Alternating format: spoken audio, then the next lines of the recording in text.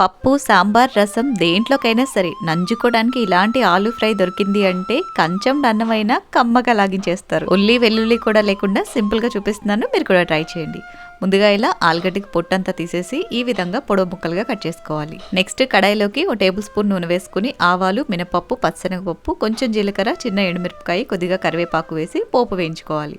పప్పులన్నీ కూడా ఇలా చక్కగా వేగిపోయిన తర్వాత కట్ చేసి పెట్టుకున్న ఆలుగడ్డ ముక్కలన్నీ వేసి ఒకసారి కలిపి మూత పెట్టి మీడియం ఫ్లేమ్ లో మగ్గించండి. సాల్ట్ వేయకుండా ఇలా మగ్గించడం వల్ల వాటర్ క్వాంటిటీ అంతా కూడా వెళ్ళిపోయి ముక్కలు చక్కగా వేగుతాయి. ఇప్పుడు ఇందులోకి రుచికి సరిపడా ఉప్పు, చిటికెడు పసుపు వేసి చక్కగా అంతా కలిపి మరొకసారి మూత పెట్టి మగ్గించండి. ఈసారి మగ్గించినప్పుడు ముక్కలు సాఫ్ట్ గా అయిపోతాయి. ఇలా ముక్కలు ఉడికాయ లేదా అని ఒకసారి చెక్ చేసుకుని 1 నిమిషం పాటు ఫ్రై చేసి 1/2 స్పూన్ కారం, 1/2 స్పూన్ ధనియాల పొడి, చిటికెడు జీలకర్ర పొడి వేసి చక్కగా అంతా కూడా మిక్స్ అయిపోయి ఇలా పొడి పొడిగా అయ్యేంత వరకు ఫ్రై చేసుకున్నారంటే ఎంతో కమ్మగా ఉండే aloo fry ready. Side dish లా చాలా బాగుంటుంది, తప్పకుండా ట్రై చేయండి. రెసిపీ నచ్చితే లైక్ చేయండి. Thanks for watching.